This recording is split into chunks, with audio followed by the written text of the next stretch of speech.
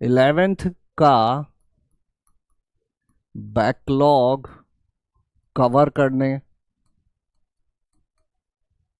या यूं कह दो 11th के टॉपिक पढ़ने के लिए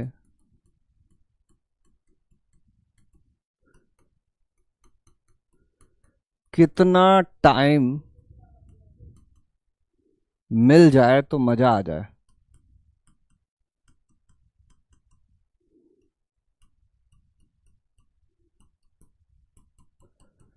ऑप्शन से 1 महीना,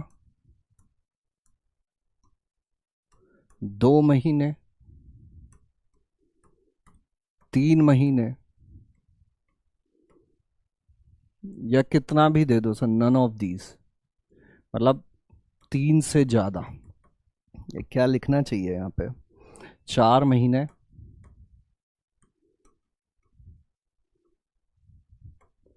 4 से भी ज्यादा।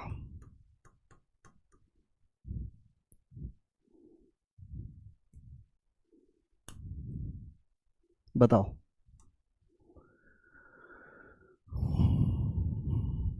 सबको, तुम जिस लेवल पे हो उस लेवल पे, कि सर मैं तो 1 महीना मिल जाए तो कर दूंगा, 2 मिल जाए तो कर दूंगा, 3 मिल जाए तो कर दूंगा, 4 तो चाहिए, नहीं तो 4 में भी नहीं होगा मेरे से तो।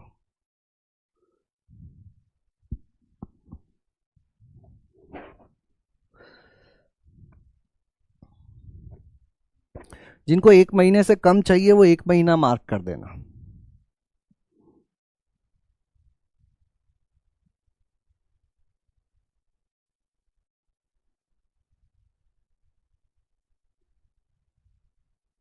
अब देखो, बैकलॉग कवर करना है मतलब यूं नहीं कि अब सर हम तो एडवांस लेवल की बात कर रहे थे, वो तो प्रैक्टिस से ही आता है।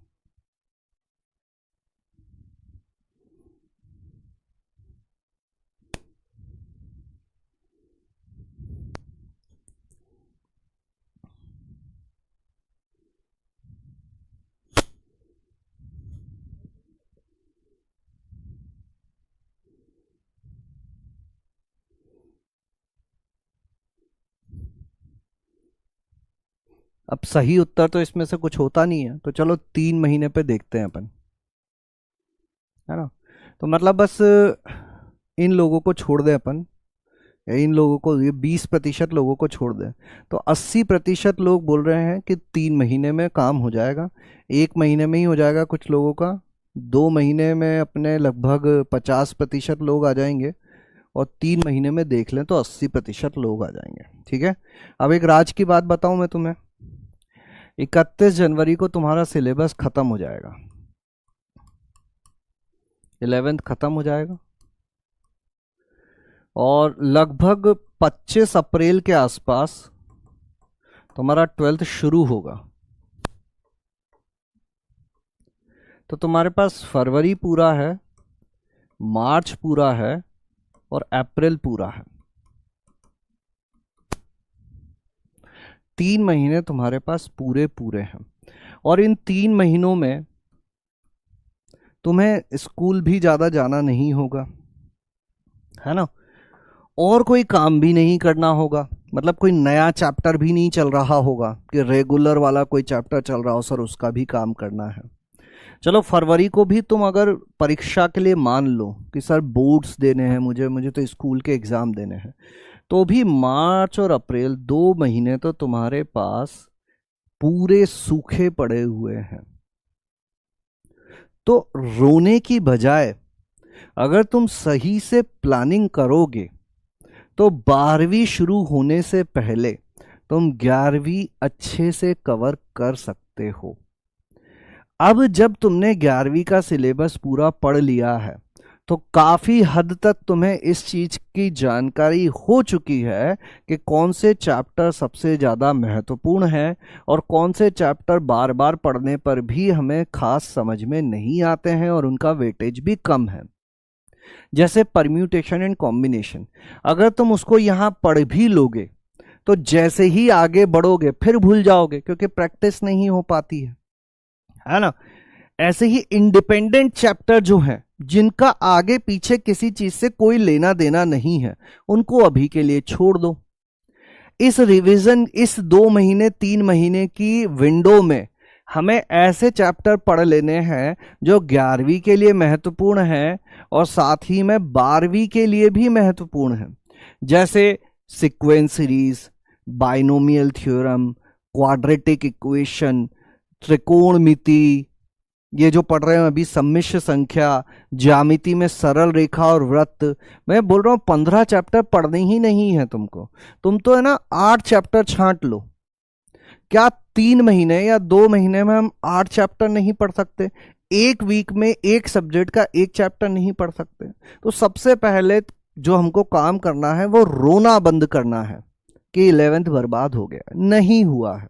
अगर तुम सही में कुछ करना चाहते हो, थोड़ा सा बस मतलब रोना धोना छोड़ के और कुछ सही में एक्चुअल वर्क करना चाहते हो, कुछ पाने की इच्छा है, कुछ करने का मन है, तो तुम्हारे पास समय है।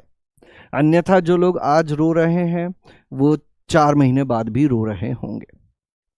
ये सच्चाई मैंने आज के दिन तुम्हें बता दी है। अब देखते हैं कितने लोग इस पर अमल करते हैं, ठीक है? क्योंकि मुझे पता है ना कि अगर मैं सॉल्यूशन दूंगा तो उस पर बहुत कम लोग काम करेंगे। प्रॉब्लम्स लेके सब आएंगे, लेकिन मैं जो सॉल्यूशन दूंगा उस पर बहुत कम लोग काम करेंगे।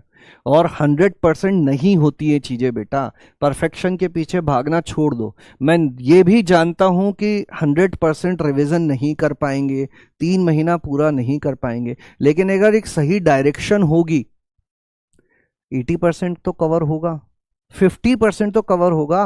अरे कुछ नहीं से कुछ तो होगा। 11वीं के 15 चैप्टर में से 5 तो पढ़ लेंगे। तो डायरेक्शन सही रखो और थोड़े से एक्शनेबल चीजें करो, है ना?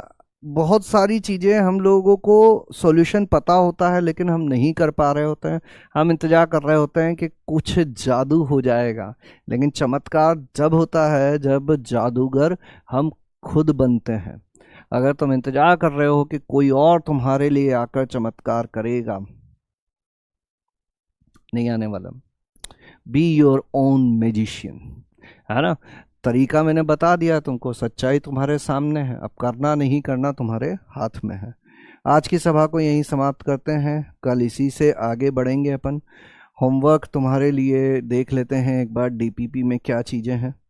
अगर डीपीपी